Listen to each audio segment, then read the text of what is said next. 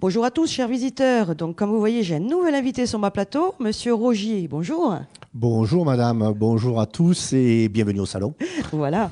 Alors, justement, vous êtes là pour nous présenter votre structure AFIPA 34, un grand terme, hein, avec en plus un secteur SASJ. Vous avez vu un petit peu, il va falloir développer tout ça. Hein, il va pas Tout loin. à fait. Alors, expliquez-nous justement d'où vient AFIPA 34. AFIPA 34, c'est le regroupement de professionnels qui, dans les années 2002, ont décidé de venir en aide aux personnes, les soutenir et emmener des éléments complémentaires au niveau du médico-social, de l'animation, du bien-être et de la beauté, de l'habitat et aussi de l'aide administrative et du soutien juridique. Voilà, le fameux soutien. Alors, Voilà. on est dans les secteurs soutien à la personne, on peut dire ça. Tout à fait. Hein? Sur l'axe général de la FIPA 34, c'est soutenir les personnes qui ont des difficultés ponctuelles ou permanentes dans Voilà. tout un tas de leurs domaines, des 6 secteurs qui existent. Voilà. Maintenant, donc après, on rentrera et on va rentrer après sur le fameux secteur qui nous fameux intéresse secteur. aujourd'hui. Bon, Voilà. il faut dire quand même qu'AFIPA 34, vous êtes un regroupement professionnel. Tout à fait, tout à fait. Dans FIPA 34, nous avons à la fois des médecins, des infirmières, nous avons aussi des retraités, nous avons des pompiers, nous avons des avocats, nous avons des employeurs, des gérants d'entreprise. Nous avons un peu tout ce monde-là qui gravite autour d'AFIPA 34. Voilà, des professionnels en tout cas bien spécifiques. Alors, je vois que vous avez été créé en 2002.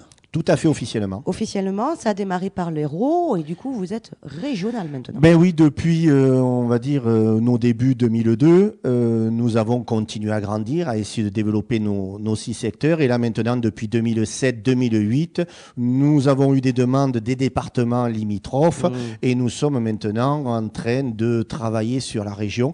Et on est en train même donc d'étudier une convention générale avec le Conseil régional. Waouh, waouh, waouh. Donc, il y a des grands projets en cours. Hein. Il y a des projets en cours. Bon, alors on a parlé, 6 secteurs que vous avez développés, on va vite les passer, des secteurs quand même multi-activités. Alors, les secteurs, oui, 6 secteurs multi. Oui. Le premier, secteur multi-activité et loisirs. Voilà, de l'animation. De l'animation Ouais. pour les personnes qui, comme on dit, soutenir les personnes, Voilà. mais au sens large du terme. Ensuite, on a un secteur psychosocial éducatif. Là, pareil, c'est du soutien aux personnes, mais avec des consonances particulières Bien sûr. sur le médico-social et l'éducatif. Ensuite, on a un secteur bien-être et beauté. Là, c'est un secteur qui sert exclusivement, on pourrait dire, aux personnes dépendantes. Oui, bien sûr. Donc, parce qu'à un moment donné, il faut bien aussi, elles ont droit à la beauté, Bien elles ont sûr, droit bien sûr. au bien-être. Bien Ensuite, on a un secteur médico-social professionnel qui, lui, là, est très particulier, qui sert aux entreprises, aux associations, mais sur des manifestations bien spécifiques. D'accord. Ensuite, on a un tout nouveau secteur qu'on est en train de mettre en place, qui est le secteur habitat et dépendance, qui, je pense, dans le futur, vu les demandes que l'on a, risque de prendre énormément d'ampleur pour les personnes et pour les aidants pour pouvoir aménager leur lieu de vie Et oui, oui, et oui. pour surtout permettre le maintien à domicile. Et ensuite, donc, Notre fameux secteur. notre fameux secteur, le secteur aide administrative et soutien juridique, dont son sigle SASJ. Alors, justement, SSJ. Alors, expliquez-nous un petit peu à qui s'adresse ce fameux secteur. Ce fameux secteur s'adresse à tous les employeurs. D'accord. Qu'ils soient particuliers. Particuliers employeurs, entreprises, associations, ça s'adresse exclusivement à eux. Bon, alors on entend soutien juridique, donc déjà on entend pas mal de choses. Oui. On sait que dans effectivement les obligations entreprises, on va rester entreprise, employeur, on a un cabinet expert comptable, on a tous ces services un petit peu obligatoires et ce petit secteur juridique justement qui n'est pas obligatoire pour l'instant. Pour l'instant, il n'est pas obligatoire, mais je pense qu'il faut peut-être faire un petit comparatif. Oui.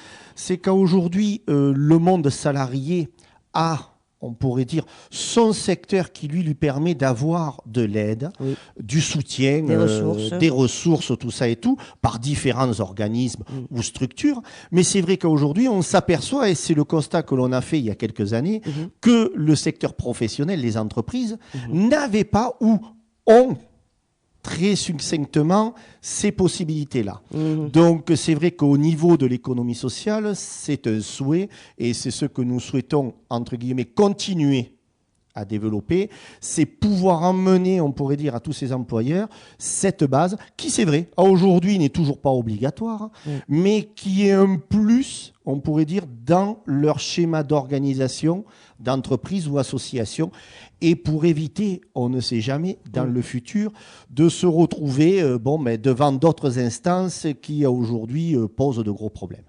On peut parler de prévention, donc. Oui, à la base, c'est de la prévention. À la base, c'est une aide très particulière technique, c'est-à-dire que ça peut être à la fois de la prévention, mais sur tout ce qui est les risques des métiers. C'est de la prévention au quotidien dans l'entreprise ou l'association.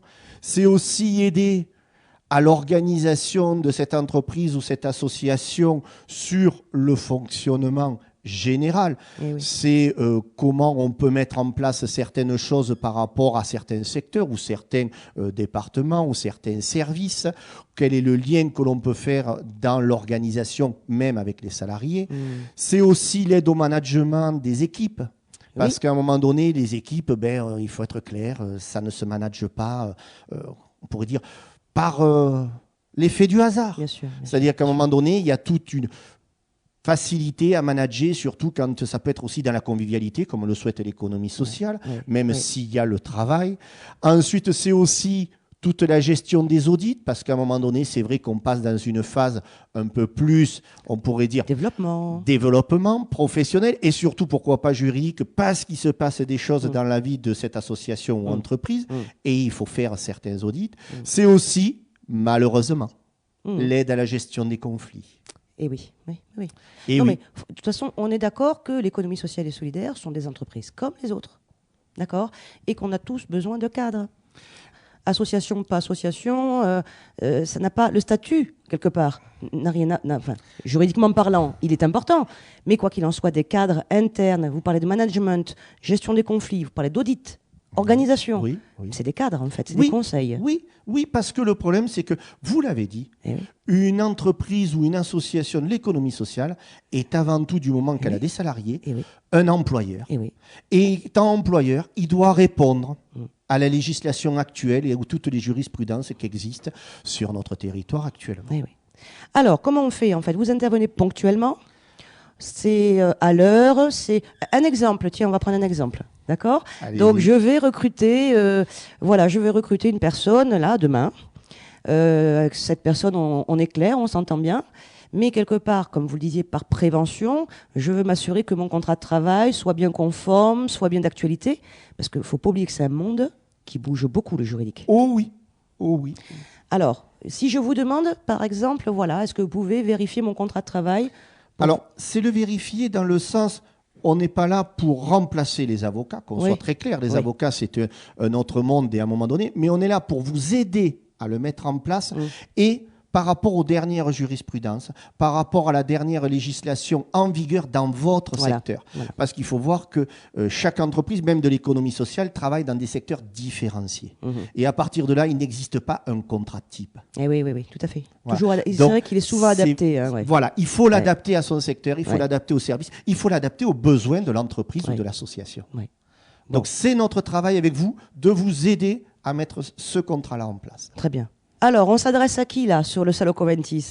Il n'y a que des employeurs, hein? Eh bien, on s'adresse à tous les employeurs, bien sûr. On s'adresse à tous les employeurs du Salon Coventis. Alors, ou qui viennent nous voir sur notre stand, bien sûr, s'ils veulent. Soit, à un moment donné, dans le futur, ils pourront aussi nous voir sur notre site Internet. Qu'on va donner, d'ailleurs. Effectivement. Voilà. Donc, le site Internet, c'est www.sasj.fr. On peut donner vos coordonnées également? On peut donner mes coordonnées. Donc, s'il y avait besoin de nous joindre ou des personnes qui veulent laisser des messages, parce que de toute façon, on rappelle systématiquement. Bien sûr. Donc, les coordonnées téléphoniques 06 09 53 60 03. Bon. Écoutez, en tout cas, c'était clair. Moi j'ai tout compris. Donc, théoriquement, vous devriez tout comprendre. Ben, moi, je le souhaite aussi. Et puis, de toute façon, Vous êtes là on pour est là développer, sur le hein. salon pour pouvoir vous expliquer et à la disposition de tous les employeurs. Bon, Monsieur Roger, merci beaucoup. Merci. Et puis, on se retrouve plus tard, hein. À bientôt. Au revoir Au revoir. à tous. Au revoir.